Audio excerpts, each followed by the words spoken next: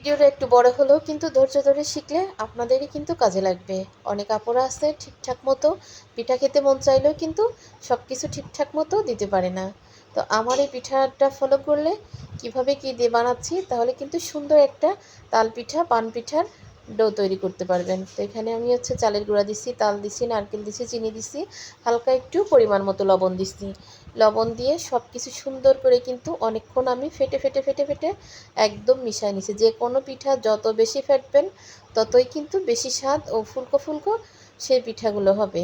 কারণ ওই কোনো রকম করে রেখে দিলে হবে না। আর এখানে পান পিঠার জন্য গুলা গুলাচ্ছি, সেটাও কিভাবে গুলালাম দেখাবো আপনাদেরকে।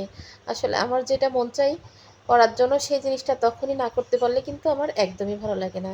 কষ্ট করে সব জিনিসই কিন্তু বানাই, আমি কিন্তু নিজে ওইভাবে খাই না বললেই চলে একেবারেই। তো একটু পান পিঠে বানাবো। আমার ঘরে কিন্তু পান পিঠের গুঁড়া ছিল না, কারণ পান পিঠের ভিজায়ে চালের গুঁড়া লাগে। তো এখানে 1.5 পট চাল ভিজাইছি, 1/2 পট দিছি পোলাও চাল, 1 পট দিছি আমি এমনি ভাইটেল চাল দিয়ে। আর এটা নারকেল, এই যে দলা দলা দেখতেছেন, নারকেলটাও কিন্তু আমি হালকা একটু ব্লেন্ডার করে নিছি। যেহেতু অল্প একটু নারকেল দিচ্ছি, হালকা একটু ব্লেন্ডার করে নিছি। আবার সাথে কিন্তু গরুর দুধও দিছি আমি। পান পিঠাতে যত বেশি গরুর দুধ নারকেল যত বেশি দেবেন ততই কিন্তু বেশি ভালো লাগবে, ততই কিন্তু বেশি ভালো লাগবে।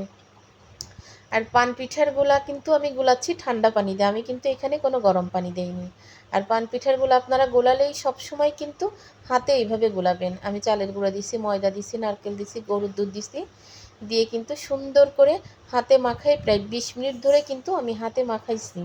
হাতে যত বেশি মাখাবেন তত বেশি ফুলকো ফুলকো পিঠা হবে। আর এইখানে আমি 2টা দারচিনি ছেঁচে দিছি, সুন্দর একটা ঘ্রাণ বের হওয়ার জন্য। আর এই যে দেখেন অল্প তেলে কিভাবে ফুলকো ফুলকো পান পিঠা আমি বানাচ্ছি দেখেন আপনারা। আসলে সব কিছু যদি ঠিকঠাক মতো সুন্দর মতো দেওয়া হয় পিঠে হবে না কেন, হতে বাধ্য। আর এই পিঠাটা ফার্স্টের পিঠা ছিল, যে কেমন